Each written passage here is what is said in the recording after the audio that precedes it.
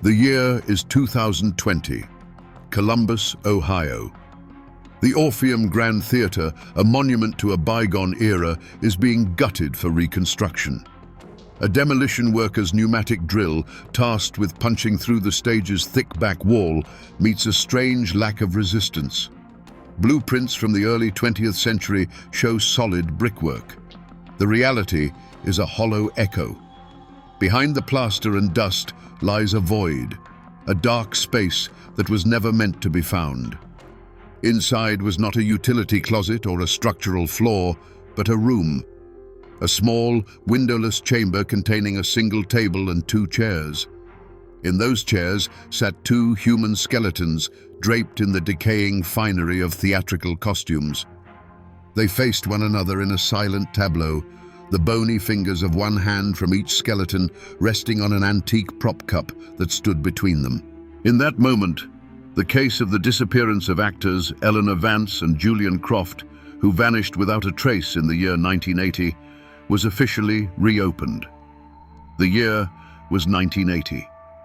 The air in Columbus crackled with an energy reserved for theatrical legend. The Orpheum Grand was sold out for the premiere of The Crimson Mask, a play spoken of in hushed, reverent tones. At its heart were Eleanor Vance and Julian Croft, a couple whose on-stage chemistry was matched only by the intensity of their off-stage fame. They were the darlings of the Ohio theater scene, their every move chronicled, their talent undisputed. Eleanor was the soul of the pair, an artist who could command an audience with a whisper. Friends would later say she was growing tired of the spotlight, yearning for a quiet life away from the endless scrutiny. Julian was the fire, ambitious and fiercely protective of their status. He saw The Crimson Mask not just as another role, but as the production that would make them immortal. The play's author, Alistair Finch, was a figure of intense speculation. A reclusive genius, he spoke of his work not as entertainment, but as a ritual. He demanded a kind of absolute realism from his actors that blurred the lines between performance and reality. In the week leading up to the premiere, Eleanor confessed to a journalist that Finch had offered them a way to make their art truly eternal, a quote that was dismissed at the time as artistic hyperbole. The night of the premiere, their performance was described as hypnotic, almost frighteningly real. The first act ended with a standing ovation that shook the very foundations of the old theater. Eleanor and Julian took their bows, their faces flushed with triumph and exhaustion, before disappearing backstage for the scheduled 15-minute intermission. Julian was seen entering his dressing room, Eleanor hers. The doors were closed. The stage manager, a quiet man named Marcus Thorne, began the countdown to the second act. At the 5-minute call, he knocked on Julian's door. There was no response. He crossed the hall and knocked on Eleanor's. Only silence answered. The audience grew restless. The stagehands grew anxious. The silence from behind those 2 doors, locked from the inside, deepened. It became an unnatural void in the heart of the bustling theater. The second act of The Crimson Mask would never begin. The demolition site was immediately declared a crime scene, sealed off with yellow tape that fluttered in the Ohio wind. Detective Isabella Rossi of the Columbus Police Department's Unsolved Cases Unit stood at the breach in the wall, the harsh glare of portable floodlights casting long shadows into the newly discovered chamber. The scene was unlike any she had encountered in her 22 years of service. It was not a place of violence, but of stillness. A perfectly composed, 4-decade-old exhibit of death. Forensic anthropologists in sterile white suits moved with a deliberate slowness, their work methodical and precise. The air was tested. Particulate samples were collected. The entire room, from the decaying velvet on the skeleton's costumes to the dust on the table, was mapped with laser scanners. Every angle was photographed. Every item was catalogued. The process was a slow, careful peeling back of the layers of time, a search for a story that had been silenced by brick and mortar. The initial findings were immediate and unnerving. The bricks used to seal the entrance were consistent with the theatre's original construction, but the mortar was different. It was fresher. Analysis showed it was a custom mix designed to set quickly. The wall had been built from the outside by someone who knew exactly what they were doing. This was not a pre-existing room that had been locked. It was a tomb constructed for its occupants. The skeletons themselves offered the first deep puzzle. They were identified through dental records as Eleanor, Vance, and Julian Croft. The forensic pathologist's initial on-site examination confirmed no fractures, no bullet holes, no signs of a struggle. Their positioning was deliberate, theatrical. It was a pose of serene finality, not the chaotic aftermath of a double homicide. The bodies were transported to the county medical examiner's office. It was there, through mass spectrometry of the porous bone tissue, that the first truth was uncovered. There were no signs of violence because the violence was chemical. Residual traces of a powerful, fast-acting barbiturate were found, enough to induce a deep, irreversible coma. But there was something else. Mixed with it was a rare paralytic poison of plant origin, a substance that would have rendered them unable to move within minutes. The discovery shattered the silence of the cold case file, replacing it with a volley of urgent questions. Who in 1980 had access to a sophisticated chemical cocktail like this? And why go to the trouble of entombing two people in the heart of a theater in a scene that looked more like a final curtain call than a grave? The evidence was clear. This was not a spontaneous crime. This was a meticulously planned operation, executed with chilling precision during a 15-minute intermission 40 years ago. Detective Rossi pulled the original case file from the archives. It was thin, its manila folder yellowed and brittle with age. The contents told a story not of a crime, but of a conclusion reached with remarkable speed. The 1980 investigation into the disappearance of Vance and Croft was closed in less than 6 months. The official finding: voluntary disappearance, a planned escape from the pressures of fame. The initial investigators had been confronted with a series of baffling yet seemingly straightforward facts. 2 stars vanished from dressing rooms locked from the inside. No signs of forced entry. No witnesses saw them leave the building, an architectural island with only 3 monitored exits. The theory that they had somehow slipped away, aided by accomplices, became the most logical path for a police force unequipped to handle a mystery of this nature. It was a clean narrative, a romantic tragedy that the media eagerly embraced. At the center of that narrative was the playwright, Alistair Finch. His interviews from the time, preserved in typed transcripts, show a man in absolute control. He presented the disappearance not as a tragedy, but as the ultimate artistic statement, the final unwritten act of the Crimson Mask. He spoke of Eleanor's weariness and Julian's ambition, suggesting they had chosen to become a myth rather than fade into obscurity. To the detectives of the era, he was an eccentric, an artist from a world they did not understand, and his theory, however strange, explained the locked doors. The rest of the theater community formed a protective circle around this narrative. The stage manager, Marcus Thorne, gave a statement that was precise and unhelpful. He confirmed the doors were locked. He confirmed he saw nothing unusual. Other actors spoke of the couple's intensity, their devotion to Finch's vision, and their talk of transcending the stage. Each interview added another layer to the wall of misdirection. Looking back with 40 years of hindsight, Rossi could see the pattern clearly. The initial investigation wasn't just incompetent, it was deliberately steered. Faced with a bizarre scenario and the confident, almost hypnotic testimony of a celebrated playwright, the police had accepted the simplest explanation. The silence that followed was not merely an absence of evidence. It was a form of complicity, a collective agreement to believe the legend over the far darker, unthinkable truth. And for 4 decades, that silence had held, as strong and as solid as the brick wall in the heart of the Orpheum Grand. The investigation moved from the physical crime scene to an archaeological dig through paper and memory. Detective Rossi's team set up in a climate-controlled room surrounded by dozens of cardboard boxes hauled from the Orpheum's long-forgotten storage. They sifted through 4 decades of history, invoices for satin and light bulbs, payroll ledgers, promotional posters, and faded production notes. It was a slow, painstaking process of looking for a single, discordant detail in a mountain of theatrical mundanity. Simultaneously, Rossi began tracking down the living. Most of the cast and crew of the Crimson Mask were either deceased or their memories had been clouded by the accepted legend. But one name stood out: Marcus Thorne, the stage manager. Rossi found him in a state-run nursing home, a frail man lost in the quiet fog of his 90s.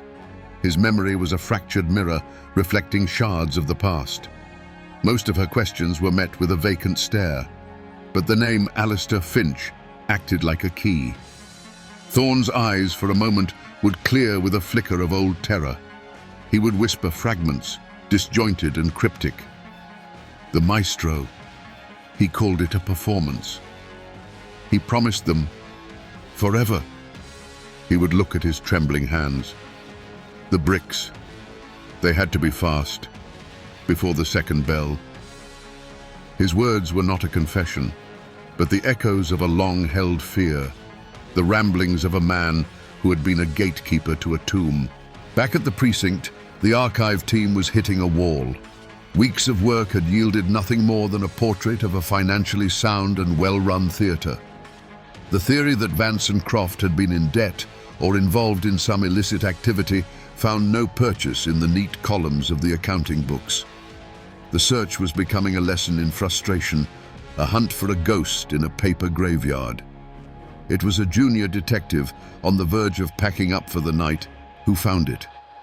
Tucked inside a ledger for miscellaneous maintenance expenses was a thin, carbon copy invoice. It wasn't from a theatrical supplier. The letterhead read, "Columbus Masonry and Chemical Supply." It was dated 3 days before the premiere of The Crimson Mask. The item description was vague. 10-liter pail, specialty bonding agent. The cost was negligible, but at the bottom of the form, in the space for the receiving signature, was a rushed but legible scrawl. M. Thorne. The delivery note specified the drop-off location, stage door C. The same document showed a cash payment, meaning it would never have appeared on a standard purchase order. Suddenly, the stage manager was no longer just a witness. He was a supplier for a construction project that officially never happened. The discovery of the invoice was a breakthrough, but it led the investigation down a dark and winding path that seemed for a time to be the final truth. Deep within the boxes of theatre memorabilia, tucked inside a prop book from a different production, detectives found Eleanor Vance's personal diary. It was a small, leather-bound volume, its pages filled with her elegant, looping script.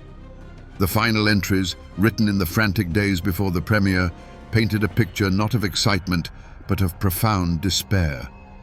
Eleanor wrote of her growing disillusionment with the stage and of Julian's all-consuming ambition, which she felt was swallowing them both whole.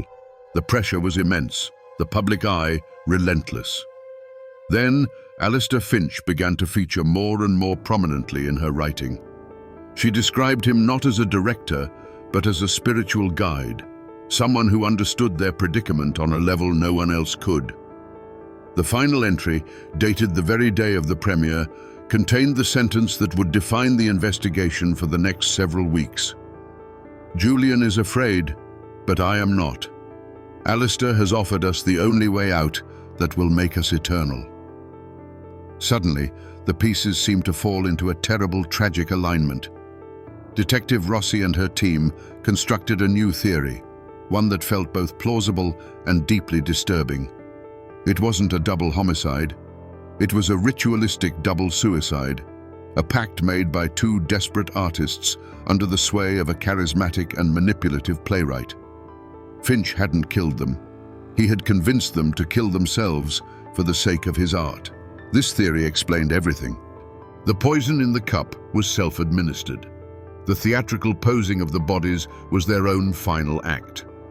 Marcus Thorne, the loyal stage manager, was not an accomplice to murder, but a devoted acolyte who fulfilled their final wish, sealing the tomb as instructed to complete the performance.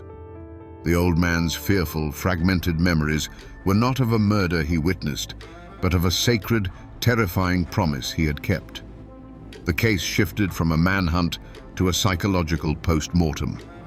Finch's old interviews were re-examined, his talk of sacrifice and eternity now seen as evidence of his powerful, dangerous influence.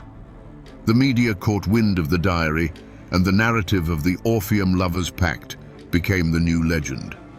It seemed the 40-year-old mystery was finally solved, its solution a grim testament to the power of artistic fanaticism. The final report was being drafted. But just as Rossi was preparing to close the case for a second and final time, a new, irrefutable fact emerged, and the entire theory collapsed like a house of cards. The suicide theory was elegant, tragic, and utterly convincing, until the full toxicology report landed on Detective Rossi's desk. The specific paralytic agent found in the victim's bones was identified. It was a fast-acting neurotoxin that would have induced total muscle paralysis within 60 to 90 seconds, long before the barbiturates could have rendered them unconscious. A person intending to take their own life does not first choose to make themselves a helpless prisoner in their own body. This single, cold, scientific fact blew the suicide pact theory to pieces. It was murder. And the architect of that murder was, once again, Alistair Finch. Finding him wasn't difficult. Finch, now a 90-year-old recluse, lived in a starkly modern house, a monument of glass and steel overlooking a desolate stretch of the Scioto River. He met Rossi at the door, his eyes still possessing an unnerving clarity. He listened to her questions in silence and offered a single dismissive statement. "My play is my only testimony." He refused to say another word. Legally, without new evidence, Rossi's hands were tied. The breakthrough came from an unexpected quarter. Upon Finch's retirement from public life decades earlier, he had donated his entire professional archive to Ohio State University. His notes, drafts, and correspondence were preserved in a special collection, a treasure trove for theater scholars. Rossi's team secured a warrant and descended into the climate-controlled silence of the university library's basement. For days, they sifted through countless pages of Finch's meticulous, almost microscopic handwriting. Then, they found it. It was a director's production script for The Crimson Mask, bound in worn red leather. The margins, however, were filled with a second play. In tiny, precise script, Finch had written a detailed plan for the intermission of the premiere. It was a blueprint for murder, disguised as stage direction. The notes detailed the exact dosage of the chemical cocktail in the prop cup, calculated to the milligram. It specified the 90-second action time of the paralytic, noting it would prevent any unscripted noise or movement. It included a hand-drawn diagram showing Marcus Thorne the precise pattern for laying the brickwork to seal the opening in under 15 minutes. It was all there, a horrifyingly practical addendum to his artistic vision. The final note, scrawled on the last page beneath the final lines of dialogue, was not a confession, but a declaration of triumph. It read, "They are not dead. They have moved onto the stage of eternity. Art demanded a sacrifice, and they made it." Eleanor's diary was not a suicide note. It was the record of a lie she believed. Finch hadn't offered them death. He had offered them immortality through a faked disappearance, a grand performance from which he knew they would never emerge.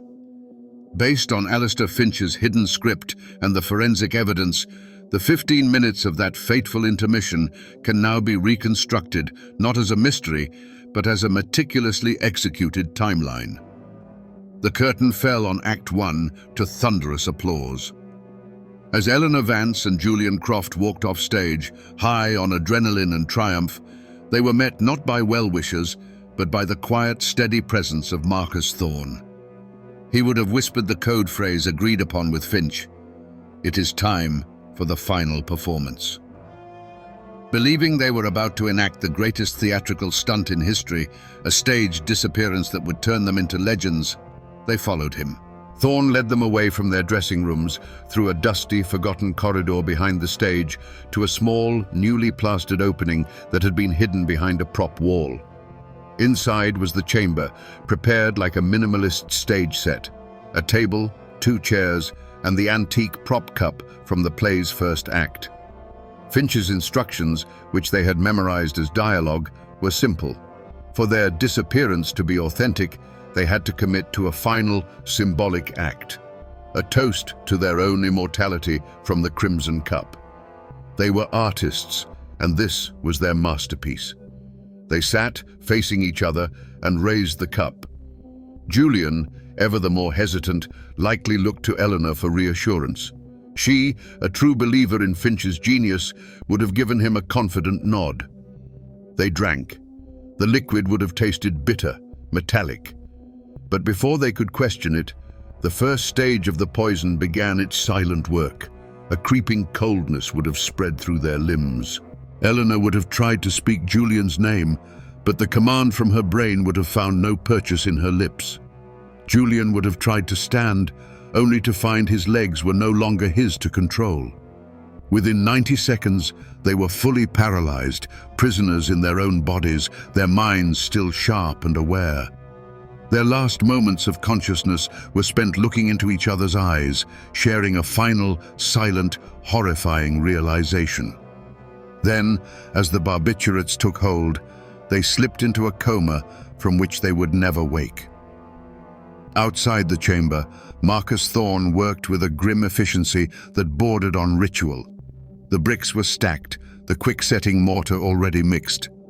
The sounds of his work, the wet scrape of the trowel, the dull thud of brick on mortar, were easily lost in the ambient noise of a bustling theatre during intermission. He was not just building a wall, he was erasing 2 people from the world. The final brick slid into place, plunging the chamber into an absolute darkness it would hold for 40 years.